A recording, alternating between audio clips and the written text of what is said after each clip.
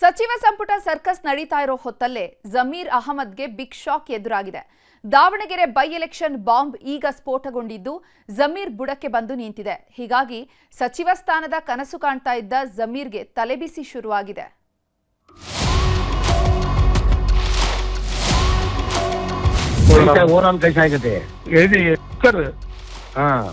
Cooker खाली cooker हमें खाली कुकर कुछ बना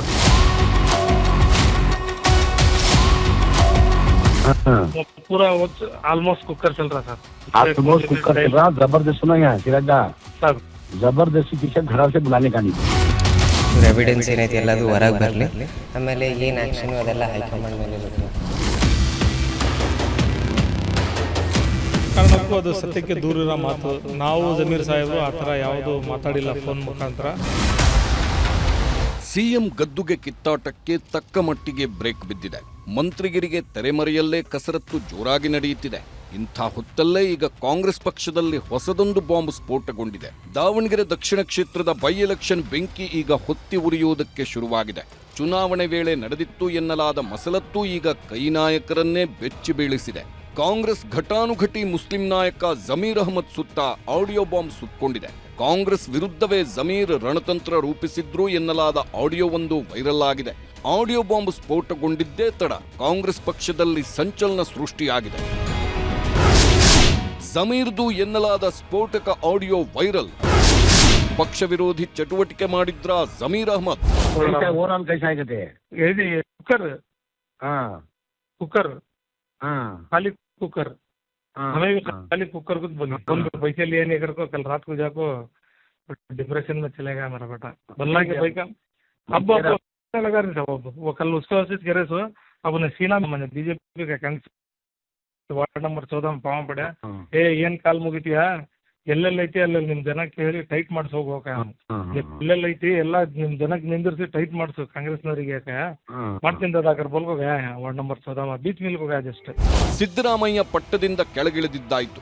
ಡಿಕೆಶಿ ಪಟ್ಟಾಭಿಷೇಕಕ್ಕೆ ಮುಹೂರ್ತ ಫಿಕ್ಸ್ ಆಗಿದ್ದು ಆಯಿತು. ಇಂಥ ಹೊತ್ತಲ್ಲೇ ಈಗ ಇದೊಂದು ಆಡಿಯೋ ಕಾಂಗ್ರೆಸ್ ಪಕ್ಷದಲ್ಲಿ ಹಲ್ಚಲ್ ಎಬ್ಬಿಸಿದೆ. ಕಾಂಗ್ರೆಸ್ ವಿರುದ್ಧ ಕಾಂಗ್ರೆಸ್ ನಾಯಕನೇ ಷಡ್ಯಂತ್ರ ರೂಪಿಸಿದ್ನ ಅನ್ನೋ ಚರ್ಚೆ ಹುಟ್ಟುಹಾಕಿದೆ. ಕೆಎಂಡಿಸಿ ನಿರ್ದೇಶಕ ಮೊಹಮ್ಮದ್ ಸಿರಾಜ್ ಜೊತೆ ಜಮೀರ್ ಅಹಮದ್ ಮಾತಾಡಿದ್ದಾರೆ ಎನ್ನಲಾದ ಆಡಿಯೋ ವೈರಲ್ ಆಗಿದೆ. ಈ ಆಡಿಯೋದಲ್ಲಿ ಪಕ್ಷ ವಿರೋಧಿ ಚಟುವಟಿಕೆ ಮಾತುಗಳು ಕೇಳಿಬಂದಿದ್ದು ಬಿಜೆಪಿಗೆ ಬೆಂಬಲಿಸಲು ಎಸ್ಡಿಪಿಐ ಜೊತೆ ಕೈಜೋಡಿಸಿದ್ರ ಅನ್ನೋ ಅನುಮಾನ ಹುಟ್ಟುಹಾಕಿದೆ. पूरा ऑलमोस्ट कुकर चल रहा सर. ऑलमोस्ट कुकर चल रहा. जबरदस्त सुना यहाँ सिराज सर जबरदस्ती पीछे घर से बुलाने का नहीं बुला रहे नहीं साहब. नहीं सुनो यहाँ दो वो हुआ तो हमने फायदा. हूँ सर हकीकत अभियान आ जाको बाहर आ जाको नहीं आ रहे साहब. नहीं सुनो मैं बोल कंप्लीट करने दीजिए मुझे. साहब बोलो. अब अभियान परसेंटेज नहीं है हमारा. हूँ सर जबरदस्ती कर को बाहर बुलाने का. हूँ सर अब उन्होंने आई क्या होता भूता में गए तो वो कांग्रेस को दाल का आदत क्या करती भरोसा नहीं हमना. आई सोलंग बोल को इंडिपेंडेंट को भी एसजीपी दलो. हूँ सर नहीं है तो भी अच्छा है करूँ समय. ಯಾವಾಗ ಈ ಆಡಿಯೋ ವೈರಲ್ ಆಯಿತು ಹೈಕಮಾಂಡ್ ಮಟ್ಟಕ್ಕೂ ಸುದ್ದಿ ಮುಟ್ಟಿದೆ. ಪಕ್ಷದವರೇ ಪಕ್ಷ ವಿರೋಧಿ ಕೆಲಸಕ್ಕೆ ಕೈ ಹಾಕಿದ್ರ ಅಂತ ದಿಲ್ಲಿ ನಾಯಕರಿಗೂ ಅನುಮಾನ ಹುಟ್ಟಿಸಿದೆ. ಹೀಗಾಗಿಯೇ ಸತ್ಯಾಸತ್ಯತೆ ಪರಿಶೀಲನೆಗೆ ಮುಂದಾಗಿದ್ದಾರೆ. ದೆಹಲಿ ಹೈಕಮಾಂಡ್ಗೂ ವೈರಲ್ ಆಡಿಯೋ ಮುಟ್ಟಿದ್ದು ಮಲ್ಲಿಕಾರ್ಜುನ್ ಖರ್ಗೆ ಸುರ್ಜೇವಾಲಾಗೆ ಜಮೀರ್ ವಿರುದ್ಧ ದೂರು ನೀಡಲಾಗಿದೆ. ಒಂದ್ ವೇಳೆ ಆಡಿಯೋ ನಿಜವೇ ಆಗಿದ್ದಲ್ಲಿ ಜಮೀರ್ ವಿರುದ್ಧ ಕ್ರಮ ಕೈಗೊಳ್ಳುವಂತೆ ಆಗ್ರಹಿಸಲಾಗಿದೆ. ಆಡಿಯೋ ಸತ್ಯಾಸತ್ಯತೆ ಪರಿಶೀಲನೆಗೆ ಹೈಕಮಾಂಡ್ ಮುಂದಾಗಿದೆ. ಸಚಿವ ಸ್ಥಾನದ ಲಾಬಿಯಲ್ಲಿದ್ದ ಹೊತ್ತಲ್ಲೇ ಆಡಿಯೋ ಚೆಕ್ಮೇಟ್ ಬಿದ್ದಿದ್ದು ಆಡಿಯೋ ಜಮೀರದ್ದೇ ಅನ್ನೋದು ಸಾಬೀತಾದ್ರೆ ಶಿಸ್ತು ಕ್ರಮ ಕೈಗೊಳ್ಳೋ ಸಾಧ್ಯತೆ ಇದೆ. ಇನ್ನು ಈ ಆಡಿಯೋ ಬಗ್ಗೆ ನಿಯೋಜಿತ ಸಿಎಂ ಡಿಕೆ ಶಿವಕುಮಾರ್ ಬಳಿ ಕೇಳಿದ್ರೆ ಏನೂ ಉತ್ತರಿಸಿಲ್ಲ.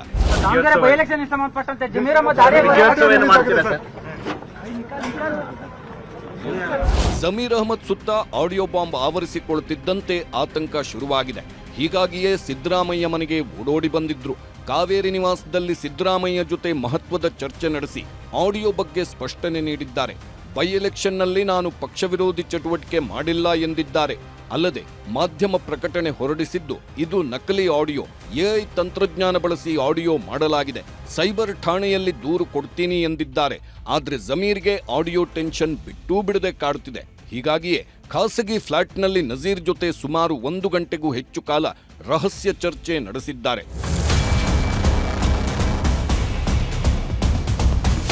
ಜಮೀರ್ ಜೊತೆ ಕೆಎಂಡಿಸಿ ನಿರ್ದೇಶಕ ಸಿರಾಜ್ ಮಾತನಾಡಿದ್ದಾರೆ ಅನ್ನೋದು ಸಿರಾಜ್ಗೂ ಕಂಟಕವಾಗಿ ಕಾಡುವುದಕ್ಕೆ ಶುರುವಾಗಿದೆ. ಹೀಗಾಗಿಯೇ ಸಿರಾಜ್ ಕೂಡ ಸ್ಪಷ್ಟನೆ ನೀಡಿದ್ದು, ನಮ್ಮ ಮೇಲೆ ಷಡ್ಯಂತ್ರ ಮಾಡಿದ್ದಾರೆ, ಇದು ನಾವು ಮಾತನಾಡಿದ ಆಡಿಯೋ ಅಲ್ಲ, ನಾವು ಪಕ್ಷಕ್ಕೆ ನಿಷ್ಠಾವಂತರಾಗಿ ಕೆಲಸ ಮಾಡಿದ್ದೇವೆ ಎಂದಿದ್ದಾರೆ. ಅದು ಸತ್ಯಕ್ಕೆ ದೂರಿರೋ ಮಾತು ಸರ್. ಆ ಥರ ಯಾವುದು ನಾನು ಸಚಿವರು ಮಾತಾಡಿಲ್ಲ. ಅಂಥದ್ದು ಯಾವುದು ಮಾತುಗಳು ನಮ್ಮ ಅವ್ರ ಸಚಿವರ ಮಧ್ಯದಲ್ಲಿ ಎಷ್ಟು ದಿವಸ ಮಾತಾಡಿದ್ರೂ ಕೂಡ ನಾವು ಅಂಥ ಮಾತುಗಳು ಯಾವುವು ಆಗಿಲ್ಲ. ಆ ಆಡಿಯೋ ಬಂದಿರೋದು 100% ಸುಳ್ಳು. 100% ಮೇಲ್ನೋಟಕ್ಕೆ ಕಾಣ್ಬರ್ತಾ ಇದೆ. ಜಮೀರ್ ಸಾಹೇಬ್ರವ್ರ ಹೆಸರು ಮುಂಚೂಣಿಯಲ್ಲಿ ತೋರಿಸ್ತಾ ಇದ್ದಾರೆ. ಕ್ಯಾಬಿನೆಟ್ ಸಚಿವ ಸ್ಥಾನದಲ್ಲಿನೂ ತೋರಿಸ್ತಾ ಇದ್ದಾರೆ, DCMನಲ್ಲಿನೂ ತೋರಿಸ್ತಾ ಇದ್ದಾರೆ. ಅದು ಆಗಬಾರ್ದು ಅಂತ ಕೆಲವು ಜನ ಷಡ್ಯಂತ್ರ ಮಾಡ್ತಿರ್ಬೋದು. ಇನ್ನು ಇದೇ ವಿಷಯವಾಗಿ ಮಾತನಾಡಿದ ದಾವಣಗೆರೆ ದಕ್ಷಿಣ ಕ್ಷೇತ್ರದ ಶಾಸಕ ಸಮರ್ಥ ಮಲ್ಲಿಕಾರ್ಜುನ್, ಷಡ್ಯಂತ್ರ ನಡೆದಿರುವುದು ಸತ್ಯ, ಈ ಬಗ್ಗೆ ಪಕ್ಷ ತನಿಖೆ ಮಾಡಿ ಕ್ರಮ ಕೈಗೊಳ್ಳಲಿ ಎಂದಿದ್ದಾರೆ. ಚುನಾವಣೆ ಟೈಮ್ನಲ್ಲಿ ಇಂಥವೆಲ್ಲ ಚೂರು ಓಪನ್ ಸೀಕ್ರೆಟೇ ಆಗಿದ್ವು. ಆದರೆ ಏನೈತಿ ಪಾರ್ಟಿ ಇನ್ವೆಸ್ಟಿಗೇಟ್ ಮಾಡಲಿ, ಆಡಿಯೋ ಕ್ಲಿಪ್ ವೆರಿಫೈ ಮಾಡಲಿ ಸರಿಯಾಗೈತಾ ಇಲ್ಲ ಅಂತ. ಆಮೇಲೆ ಏನೋ ಚೂರು ಎವಿಡೆನ್ಸ್ ಏನೈತಿ ಎಲ್ಲದು ಹೊರಗೆ ಬರಲಿ. ಆಮೇಲೆ ಏನು ಆ್ಯಕ್ಷನು ಅದೆಲ್ಲ ಹೈಕಮಾಂಡ್ ಮೇಲೆ ಬಿಟ್ಟು. ಒಟ್ನಲ್ಲಿ ಸಚಿವ ಸ್ಥಾನದ ಸರ್ಕಸ್ ನಡೆಯುತ್ತಿರೋ ಹೊತ್ತಲ್ಲೇ ಜಮೀರ್ಗೆ ದೊಡ್ಡ ಶಾಕ್ ಎದುರಾಗಿದೆ. ಹೀಗಾಗಿ ದಾವಣಗೆರೆಯ ಆಡಿಯೋ ಬಾಂಬ್ ಮಾಜಿ ಸಚಿವರನ್ನ ಸುತ್ತಕೊಳ್ಳುತ್ತಾ ಕುರ್ಚಿ ಆಸೆಗೆ ತಣ್ಣೀರು ಎರಚುತ್ತಾ ಕಾದು ನೋಡಬೇಕಿದೆ. Bureau report, news 18. ಡಿಕೆಶಿ ಪಟ್ಟಾಭಿಷೇಕಕ್ಕೆ ಕ್ಷಣಗಣನೆ ಶುರುವಾಗ್ತಾ ಇದ್ದಂತೆ ಮಂತ್ರಿಗಿರಿ ಕಸರತ್ತು ಸಹ ಜೋರಾಗಿದೆ.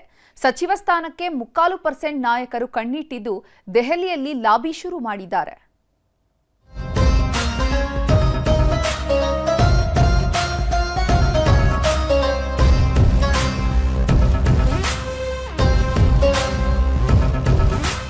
ಜೂನ್ 3 ಡಿಕೆ ಶಿವಕುಮಾರ್ ಪಾಲಿಗೆ ಎಂದೂ ಮರೆಯದ ದಿನ. ಬರೋಬ್ಬರಿ 3 ದಶಕದ ಶ್ರಮಕ್ಕೆ ಪ್ರತಿಫಲ ಸಿಕ್ತಿರೋ ದಿನ. ಕಾಂಗ್ರೆಸ್ ಕಾರ್ಯಕರ್ತರಾಗಿ, ಶಾಸಕರಾಗಿ, ಸಚಿವರಾಗಿ, ಕೊನೆಗೆ ಉಪಮುಖ್ಯಮಂತ್ರಿಯಾಗಿ ಗದ್ದುಗೆ ಏರಿದ್ದ ಡಿಕೆಶಿ ಪಾಲಿಗೆ ಈಗ ಸುವರ್ಣ ಯುಗ ಶುರುವಾಗಿದೆ. ಬುಧವಾರದಿಂದ ರಾಜ್ಯದಲ್ಲಿ ಡಿಕೆ ಶಿವಕುಮಾರ್ ಯುಗ ಆರಂಭವಾಗಲಿದೆ. ಜೂನ್ 3ರಂದು ಗಾಜಿನ ಮನೆಯಲ್ಲಿ ಪ್ರಮಾಣ ವಚನ ಸ್ವೀಕರಿಸಲಿದ್ದು ಸಕಲ ತಯಾರಿ ನಡೀತಾ ಇದೆ. ಹೀಗಾಗಿಯೇ ಗಗನದೆತ್ತರಕ್ಕೆ ಕಟೌಟ್ಗಳು ನಿಂತಿದ್ದು ಎಲ್ಲೆಲ್ಲೂ ಡಿಕೆಶಿ ರಾರಾಜಿಸ್ತಾ ಇದ್ದಾರೆ. ಇದರ ಮಧ್ಯೆ ಕುರ್ಚಿ ಕಸರತ್ತು ಕೂಡ ಜೋರಾಗಿದೆ. ಡಿಕೆಶಿ ಸಿಎಂ ಆಗೋ ಖುಷಿಯಲ್ಲಿದ್ರೆ ಉಳಿದ ನಾಯಕರು ಪಟ್ಟಾಗಿಟ್ಟಿಸಿಕೊಳ್ಳೋದಕ್ಕೆ ಪೈಪೋಟಿ ನಡೆಸ್ತಾ ಇದ್ದಾರೆ. ಒಬ್ಬರ ಮೇಲೆ ಒಬ್ಬರಂತೆ ಕಾಂಗ್ರೆಸ್ ನಾಯಕರು ದಿಲ್ಲಿಗೆ ಹಾರುತ್ತಿದ್ದಾರೆ. ದಿಲ್ಲಿಯಲ್ಲಿ ಕೈ ಮಂತ್ರಿಗಿರಿ ಜಂಗಿ ಕುಸ್ತಿ.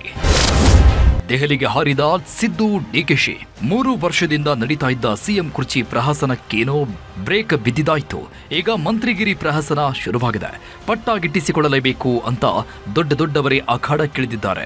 ಹೀಗಾಗಿ ಮಂತ್ರಿಗಿರಿ ಪಾಲಿಟಿಕ್ಸ್ ದೆಹಲಿಗೆ ಶಿಫ್ಟ್ ಆಗಿದೆ. ಕಾಂಗ್ರೆಸ್ನ ಬಹುತೇಕ ನಾಯಕರು ದೆಹಲಿ ಫ್ಲೈಟ್ ಹತ್ತಿದ್ದಾರೆ. ಈ ಬಾರಿ ಯಾರ್ಯಾರು ಲಾಬಿ ಮಾಡ್ತಿದ್ದಾರೆ ಅನ್ನೋದನ್ನ ಊಹಿಸೋದಕ್ಕೂ ಆಗ್ತಿಲ್ಲ. ಮೊದಲ ಬಾರಿ ಶಾಸಕರಾದವರು ಕೂಡ ಸಚಿವ ಸ್ಥಾನಕ್ಕೆ ಕಣ್ಣಿಟ್ಟಿದ್ದಾರೆ. ಶಾಸಕ ಪ್ರದೀಪ್ ಈಶ್ವರ ದೆಹಲಿಗೆ ಹೋಗಿದ್ದು, ದಾವಣಗೆರೆ ದಕ್ಷಿಣ ಕ್ಷೇತ್ರದ ಶಾಸಕ ಸಮರ್ಥ್ ಸಚಿವ ಸ್ಥಾನ ನೀಡಿದ್ರೆ ಸಮರ್ಥವಾಗಿ ನಿಭಾಯಿಸ್ತೀನಿ ಎಂದಿದ್ದಾರೆ. ಡಿಕೆಶಿ ನೇತೃತ್ವದ ಹೊಸ ಸರ್ಕಾರ ರಚನೆ ಆಗ್ತಾ ಇದ್ದಂತೆ ಕಾಂಗ್ರೆಸ್ನ 3.25% ನಾಯಕರು ಮಂತ್ರಿಗಿರಿ ಮೇಲೆ ಕಣ್ಣಿಟ್ಟಿದ್ದಾರೆ. ಇರೋ 2 ವರ್ಷದಲ್ಲಿ ಗೂಟದ ಕಾರು ಹತ್ತಬೇಕು ಅನ್ನೋ ತವಕದಲ್ಲಿದ್ದಾರೆ. ಹೀಗಾಗಿ ದಿಲ್ಲಿ ಅಂಗಳದಲ್ಲಿ ಬೇರೆ ಬೇರೆ ಆಂಗಲ್ನಲ್ಲಿ ಲಾಬಿ ಶುರುವಾಗಿದೆ. ಕೈ ನಾಯಕರ ಲಾಬಿ ನೋಡ್ತಾ ಇದ್ರೆ ಸಂಪುಟ ರಚನೆ ಅಷ್ಟು ಈಸಿ ಇಲ್ಲ ಅನಿಸ್ತಾ ಇದೆ. ಯಾಕಂದ್ರೆ ಸಿದ್ದು, ಡಿಕೆಶಿ, ಖರ್ಗೆ ಹಾಗೂ ಹೈಕಮಾಂಡ್ ಅಂತ 4 ಮಟ್ಟದಲ್ಲಿ ಲಾಬಿ ನಡೀತಾ ಇದೆ. ಸಿದ್ದರಾಮಯ್ಯ ಬಳಿ ಒಂದು ಲಿಸ್ಟ್ ರೆಡಿ ಇದ್ದು ಆಪ್ತರಿಗೆ ಪ್ರಬಲ ಖಾತೆ ಕೊಡಿಸೋದಕ್ಕೆ ಸರ್ಕಸ್ ಶುರು ಮಾಡಿದ್ದಾರೆ.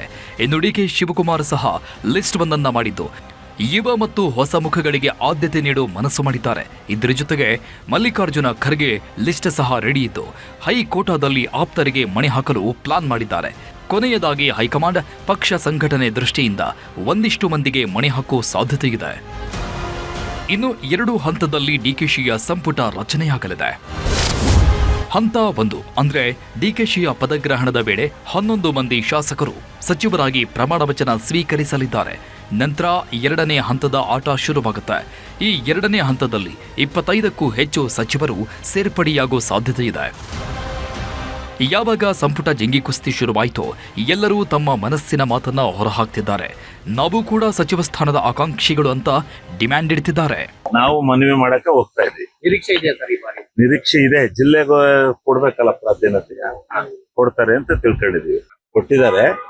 ಭರವಸೆನೂ ಒಂದ್ ಕಡೆ ಎಲ್ಲ ಆಗುತ್ತೆ ಅಂತ ಭಾವನೆ ತಿಳ್ಕೊಂಡು ಮೊದಲನೇ ಹಂತದ ಸಚಿವ ಸಂಪುಟದಲ್ಲಿ ಸೇರ್ಪಡೆ ಆಗ್ತದೆ. ಮೊದಲನೇದಲ್ಲಾಗುತ್ತೋ ಎರಡನೇದಲ್ಲಾಗುತ್ತೋ ಒಟ್ಟಿನಲ್ಲಿ ಆಗುತ್ತೆ.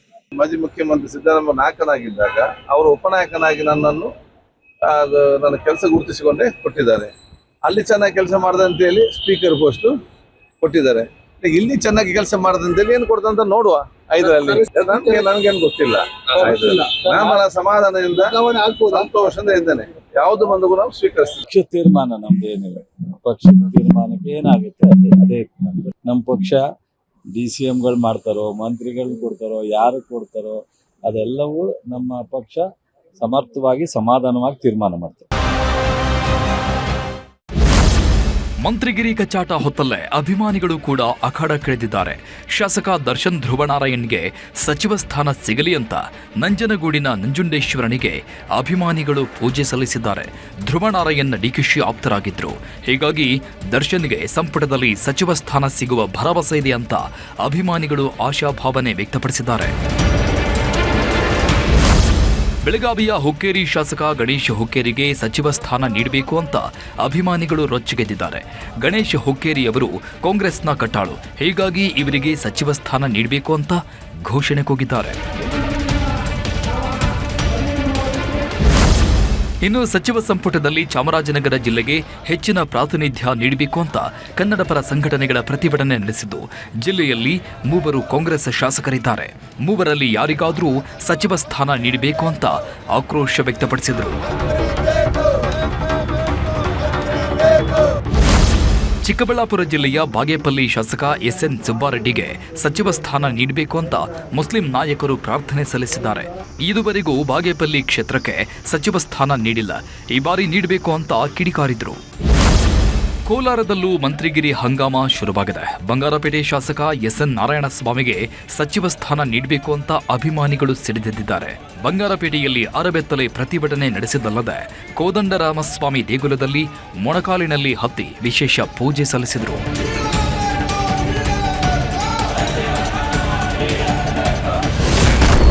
ಸಚಿವ ಸ್ಥಾನದ ಮಧ್ಯೆ DCM ಪಟ್ಟದ ಪೈಪೋಟಿ.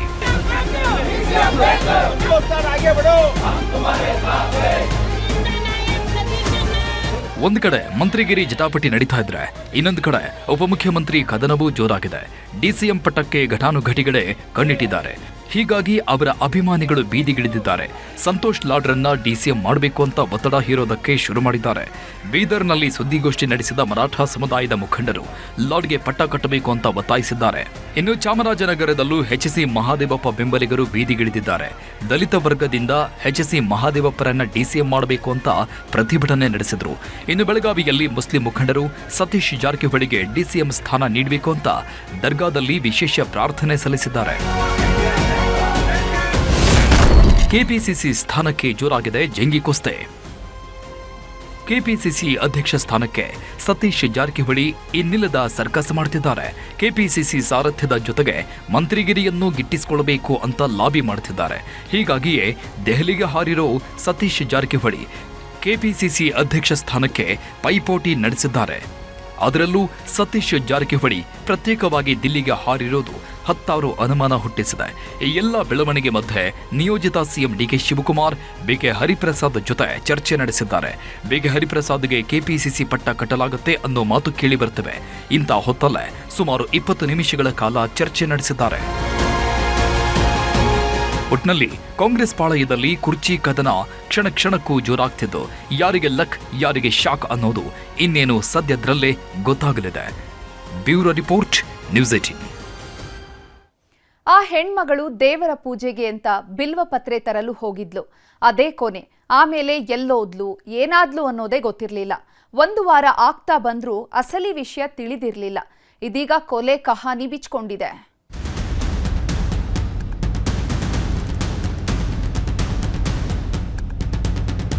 ಇದು ಹೇಳಿ ಕೇಳಿ ಮೊದಲೇ ಪಾಪಿಗಳ ಕಾಲ. ಇಲ್ಲಿ ಉಂಡ ಮನೆಗೆ ಕನ್ನ ಹಾಕೋರೇ ಜಾಸ್ತಿ. ಅನ್ನ ಹಾಕಿದ ಮನೆ ಅನ್ನೋ ಋಣ ಇರಲ್ಲ. ಕಷ್ಟದಲ್ಲಿ ಕೈ ಹಿಡಿದವರು ಅನ್ನೋ ಮಮಕಾರವೂ ಇಲ್ಲ. ಹಣ ಅಂತ ಬಂದ್ರೆ ಸಾಕು, ಯಾರ ಹೆಣ ಬೇಕಾದ್ರೂ ಉರುಳಿಸ್ತಾರೆ. ಪಾಪ ಪುಣ್ಯ ಅನ್ನೋದನ್ನೆಲ್ಲ ಮೂಟೆ ಕಟ್ಟಿಟ್ಟು ರಣರಾಕ್ಷಸರಾಗ್ತಾರೆ. ಈತ ಕೂಡ ಇದೇ ಜಾಯಮಾನಕ್ಕೆ ಸೇರಿದವ. ಹಸಿದಾಗ ಅನ್ನ ಹಾಕಿದ ಹೆಣ್ಣುಮಗಳನ್ನೇ ಕೊಂದು ಮಲಗಿಸಿದ್ದಾನೆ. ತಾನು ಮಾಡಿಕೊಂಡ ಸಾಲ ತೀರಿಸೋದಕ್ಕೆ ಅಮಾಯಕಿಯ ಜೀವ ತೆಗೆದಿದ್ದಾನೆ. ಮೈ ತುಂಬ ಸಾಲ, ಚಿನ್ನಕ್ಕಾಗಿ ತೆಗೆದ ವೃದ್ಧೆ ಜೀವ. ಚಿರತೆ ಹೆಜ್ಜೆ ಗುರುತು, ಬಯಲಾಯ್ತು ಸಂಚು. ಕಳೆದ 27ನೇ ತಾರೀಕು ಮೈಸೂರು ಜಿಲ್ಲೆಯ ನಂಜನಗೂಡು ತಾಲೂಕಿನ ಕಸುವಿನಹಳ್ಳಿಯ ಜನ ಮಂಕಾಗಿ ಹೋಗಿದ್ರು. ಬೆಳಿಗ್ಗೆ ಜಮೀನಿಗೆ ಅಂತ ಹೋದ ಹೆಣ್ಮಗಳು ರಾತ್ರಿ ಆದ್ರೂ ಮನೆಗೆ ಬಂದಿರಲಿಲ್ಲ. ಎಲ್ಲಿ ಹೋದ್ಲೂ ಗೊತ್ತಿಲ್ಲ, ಏನಾದ್ಲೂ ಗೊತ್ತಿಲ್ಲ. ಯಾರಾದ್ರೂ ಕೊಂದು ಹಾಕಿದ್ರ ಅದೂ ಗೊತ್ತಿಲ್ಲ. ಸಣ್ಣ ಸುಳಿವು ಸಿಗದೆ ಜನ ಕಂಗಾಲಾಗಿ ಹೋಗಿದ್ರು. ಆದ್ರೆ ತೋಟದಲ್ಲಿ ಬಿದ್ದಿದ್ದ ಚಪ್ಪಲಿ ಹಾಗೂ ಅಲ್ಲೇ ಮೂಡಿದ್ದ ಚಿರತೆ ಹೆಜ್ಜೆ ಗುರುತು ಬೇರೆಯದ್ದೇ ಕಥೆ ಹೇಳ್ತಿತ್ತು. ಈ ಹೆಣ್ಣುಮಗಳ ಹೆಸರು ಶಿವರುದ್ರಮ್ಮ ಅಂತ. ಕಳೆದ ಬುಧವಾರ ಬಿಲ್ವಪತ್ರ ತರೋದಕ್ಕೆ ಅಂತ ತಮ್ಮ ತೋಟದಲ್ಲಿರುವ ಮಹಾಲಿಂಗೇಶ್ವರ ದೇವಸ್ಥಾನದ ಬಳಿ ಹೋಗಿದ್ರು. ಅವತ್ತು ಮನೆ ಬಿಟ್ಟಿದ್ದೇ ಕೊನೆ, ಮತ್ತೆಲ್ಲೂ ಕಾಣಲೇ ಇಲ್ಲ. ತೋಟದಲ್ಲಿದ್ದ ಚಿರತೆ ಹೆಜ್ಜೆ ಗುರುತು ಕಂಡು ಚಿರತೆ ದಾಳಿಗೆ ಬಲಿಯಾದ ಅನುಮಾನ ಮೂಡಿತ್ತು. ಹೀಗಾಗಿಯೇ ಅರಣ್ಯ ಇಲಾಖೆ ಅಧಿಕಾರಿಗಳಿಗೂ ಮಾಹಿತಿ ಕೊಟ್ಟಿದ್ರು. ಕೂಡಲೇ ಸ್ಥಳಕ್ಕಾಗಮಿಸಿದ ಅಧಿಕಾರಿಗಳು ಚಿರತೆ ಹೆಜ್ಜೆ ನೋಡ್ತಿದ್ದಂತೆ ಇದೊಂದು ಪ್ರೀ ಪ್ಲಾನ್ಡ್ ಅನ್ನೋದನ್ನ ಬಿಚ್ಚಿಟ್ಟಿದ್ರು. ಯಾಕಂದ್ರೆ ಇದು ಚಿರತೆ ಹೆಜ್ಜೆಯೇ ಅಲ್ಲ, ಯಾರೋ ಕೃತಕ ಹೆಜ್ಜೆ ಸೃಷ್ಟಿಸಿದ್ದಾರೆ ಅಂತ ಮಾಹಿತಿ ನೀಡಿದ್ರು. ಹೀಗಾಗಿ ಅಖಾಡಕ್ಕಿಳಿದ ಪೊಲೀಸರು ಜಮೀನಿನ ಸುತ್ತಮುತ್ತ ಜಾಲಾಡಿದ್ದಾರೆ. ಆದರೆ ಎಲ್ಲೂ ಸುಳಿವು ಸಿಕ್ಕಿರಲಿಲ್ಲ. ಕೊನೆಗೆ ಊರಿನ ಒಂದಷ್ಟು ಮಂದಿಯ ವಿಚಾರಣೆ ಶುರು ಮಾಡಿದಾಗ ಕಂಡೋರ ತೋಟ ನೋಡ್ಕೊಳ್ತಿದ್ದ ಮಹದೇವಪ್ಪ ಅನ್ನೋನನ್ನ ಎತ್ತಾಕೊಂಡು ಬಂದಿದ್ದಾರೆ. ಆತನಿಗೆ ತಮ್ಮ ಸ್ಟೈಲ್ನಲ್ಲಿ ಎನ್ಕ್ವೈರಿ ಮಾಡುತ್ತಿದ್ದಂತೆ ಅಸಲಿ ಸತ್ಯ ಬಾಯ್ಬಿಟ್ಟಿದ್ದಾನೆ.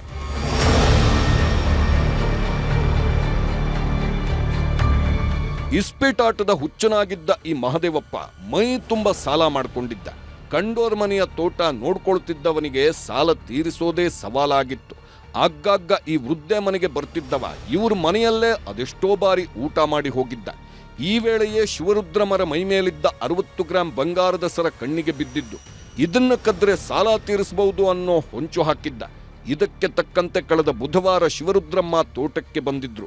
ಬಿಲ್ವಪತ್ರೆಗೆ ಬಂದಿದ್ದ ಹೆಣ್ಮಗಳಿಗೆ ತಾನೇ ಬಿಲ್ವಪತ್ರ ಕಿತ್ತುಕೊಟ್ಟವ ಪಕ್ಕದ ಜಮೀನಿನಲ್ಲಿ ಗಂಧದ ಎಲೆಗಳಿವೆ ಅಂತ ಕರ್ಕೊಂಡು ಹೋಗಿದ್ದಾನೆ. ಕೊನೆಗೆ ಅಲ್ಲೇ ಕತ್ತು ಹಿಸ್ಕಿ ಕೊಂದಾಕಿ ಇಂಗುಗುಂಡಿಯಲ್ಲಿ ಸಮಾಧಿ ಮಾಡಿದ್ದ. ಬಳಿಕ ಯಾರಿಗೂ ಗೊತ್ತಾಗಬಾರದು ಅಂತ ಕೃತಕ ಚಿರತೆ ಹೆಜ್ಜೆ ಸೃಷ್ಟಿ ಮಾಡಿದ್ದಾನೆ. ಆಕೆಗೆ ಅಲ್ಲೊಂದು ಹೊಳ್ಳದಲ್ಲಿ ಆಕೆಗಿನ ತಳ್ಳಿ ಅಲ್ಲಿ ಬಿದ್ದು ಅನ್ಕಾನ್ಷಿಯಸ್ ಆದಮೇಲೆ ಆಕೆಗೆ ಕತ್ತಿಸಿಕ್ಕಿ ಸಾಯಿಸಿ ಆಕೆಯಿಂದ ಚಿನ್ನ ಮತ್ತು ಇತರೆ ಆಭರಣಗಳನ್ನು ತೆಗೆದುಕೊಂಡು ಹೋಗಿದ್ದಾನೆ. ಸೊ ಇದನ್ನು ನಮ್ಮ ತನಿಖೆಯಲ್ಲಿ ತಪ್ಪೊಪ್ಪಿಗೆ ಹೇಳಿಕೆಯನ್ನು ನೀಡಿದ್ದಾನೆ. ಸದ್ಯದ ಪ್ರಕಾರ ಒಬ್ಬನೇ ಮಾಡಿದಂತೇಳಿ ಒಪ್ಕೊಂಡಿದ್ದಾನೆ. ಬಟ್ ಇನ್ನೂ ಪ್ರಿಲಿಮಿನರಿಯಾಗಿ ತನಿಖೆ ನಡೀತಾ ಇದೆ. ಇನ್ನೂ ಯಾರಾದರೂ ಇದ್ರಾ ಅಥವಾ ಒಂದು ವೇಳೆ ಸತ್ತ ಮೇಲೆ ಅದನ್ನು ಬಾಡಿ ಮುಚ್ಚಲಿಕ್ಕೆ ಯಾರಾದರೂ ಹೆಲ್ಪ್ ಮಾಡಿದರೆ ಅನ್ನೋದ್ರ ಬಗ್ಗೆನೂ ಸ್ವಲ್ಪ ಹೆಚ್ಚಿನ ಒಂದು ತನಿಖೆ ನಡೀತಾ ಇದೆ. ಒಟ್ನಲ್ಲಿ ತಾನು ಮಾಡಿಕೊಂಡ ಸಾಲಕ್ಕೆ ಅಮಾಯಕಿಯನ್ನ ಕೊಂದಿದ್ದು ದುರಂತ. ಅನ್ನ ಹಾಕಿದ ಕೈಗಳನ್ನೇ ಬಲಿ ಪಡೆದವನಿಗೆ ತಕ್ಕ ಶಾಸ್ತಿ ಆಗಬೇಕಿದೆ. ಕ್ಯಾಮರಾ ಪರ್ಸನ್ ರಾಹುಲ್ ಜೊತೆ ಆನಂದ್ KS, ನ್ಯೂಸ್ 18 ಮೈಸೂರು. ಇವತ್ತಿನಿಂದ 2026-27ನೇ ಸಾಲಿನ ಶೈಕ್ಷಣಿಕ ವರ್ಷ ಆರಂಭ ಆಗಿದೆ. ರಜೆಯ ಮಜೆಯಲ್ಲಿದ್ದ ಮಕ್ಕಳು ಶಾಲೆ ಕಡೆ ಮುಖ ಮಾಡಿದ್ದಾರೆ. ಆದರೆ ಇಲ್ಲೊಂದು ಶಾಲೆಗೆ ಹೋದ ಮಕ್ಕಳು ಬೆಚ್ಚಿ ಬಿದ್ದಿದ್ದಾರೆ. ಒಂದು ಶಾಲೆಯಲ್ಲಿ ಶಿಕ್ಷಕರೇ ಇಲ್ಲ, ಇನ್ನೊಂದು ಶಾಲೆಗೆ ಕಾಲಿಡೋದಕ್ಕಾಗ್ತಿಲ್ಲ.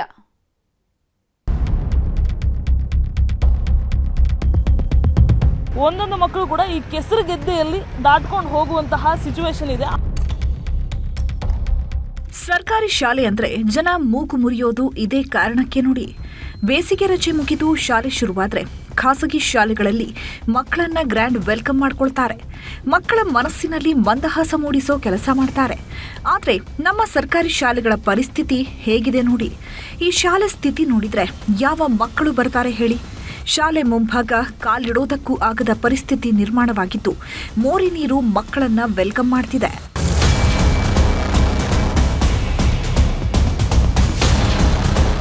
ಇದು ಬೆಂಗಳೂರಿನ ಕಾಕ್ಸ್ಟೌನ್ ಮಾದರಿ ಸರ್ಕಾರಿ ಶಾಲೆ. ನಿನ್ನೆ ಮಳೆ ಸುರಿದ ಪರಿಣಾಮ ಶಾಲೆ ಮುಂಭಾಗ ಕಾಲಿಡುವುದಕ್ಕೂ ಆಗದಂತಾಗಿದೆ. ಈ ಬಗ್ಗೆ ಮುಖ್ಯೋಪಾಧ್ಯಾಯರನ್ನ ಕೇಳಿದ್ರೆ ನಾನಿನ್ನೂ ಹೊಸದಾಗಿ ವರ್ಗಾವಣೆ ಆಗಿದ್ದೀನಿ, ಶಾಲೆ ಕಂಡೀಷನ್ ಬಗ್ಗೆ ಗೊತ್ತಿರಲಿಲ್ಲ ಅಂತಿದ್ದಾರೆ. ಕಾಕ್ಸ್ಟೌನ್ ನಲ್ಲಿರೋ ಸರ್ಕಾರಿ ಶಾಲೆ ಮುಂದೆ ಇದ್ದೀನಿ. ಇದರ ಪರಿಸ್ಥಿತಿ ಹೆಂಗಿದೆ ಅನ್ನೋದನ್ನ ನೀವು ದೃಶ್ಯದಲ್ಲಿ ಗಮನಿಸ್ತಾ ಇದ್ದೀರಾ. ಅಂದ್ರೆ ಒಂದೊಂದು ಮಕ್ಕಳು ಕೂಡ ಈ ಕೆಸರು ಗೆದ್ದೆಯಲ್ಲಿ ದಾಟ್ಕೊಂಡು ಹೋಗುವಂತಹ ಸಿಚುವೇಶನ್ ಇದೆ. ಆ ಮಕ್ಕಳು ಕೆಸರು ಮೇಲೆ ಕಾಲು ಹಾಕಬಾರ್ದು ಅಂತ ಇಲ್ಲಿನ ಸ್ಥಳೀಯ ಸಿಬ್ಬಂದಿ ಮಧ್ಯೆ ಮಧ್ಯೆ ಕಲ್ಲು ಹಾಕಿ ಇಟ್ಟಿದ್ದಾರೆ. ಆ ಕಲ್ಲನ್ನು ದಾಟ್ಕೊಂಡು ಹೋಗುವಂತಹ ಸಿಚುವೇಶನ್ ಈ ಭಾಗದಲ್ಲಿ ಇದೆ. ಸೊ ಬೆಂಗಳೂರಿನಾದ್ಯಂತ ನ್ಯೂಸ್ 18 ಸರ್ಕಾರಿ ಶಾಲೆಗಳ ಸ್ಥಿತಿಗತಿ ಹೆಂಗಿದೆ ಅನ್ನೋದನ್ನ ವರದಿ ಮಾಡಿತ್ತು. ಈಗಾಗಲೇ ಹಲವು ಸಲ ಕೂಡ ವರದಿ ಮಾಡಿ ಎಚ್ಚರಿಸುವಂತಹ ಪ್ರಯತ್ನ ಮಾಡಿತ್ತು. ನಾನೇನು ನಿಂತಿದ್ದೀನಲ್ಲ, ಇದು ಶಾಲಾ ಎಂಟ್ರೆನ್ಸು. ಮಳೆ ಬಂದಂತಹ ಎಫೆಕ್ಟು ಈ ರೀತಿಯಾಗಿ ಕೆಸರುಗದ್ದೆ ಆಗಿ ಹೋಗ್ಬಿಟ್ಟಿದೆ. ಇವತ್ತು ಮೀಟಿಂಗ್ ಕರಿತೀವಿ. ಇಲ್ಲಿ ನಾನು ಹೊಸದಾಗ ಬಂದಿದ್ದೆ, ಈಗ ಒಂದು 3 ಮಂತ್ಸ್ ಆಯ್ತು ಅಷ್ಟೇ.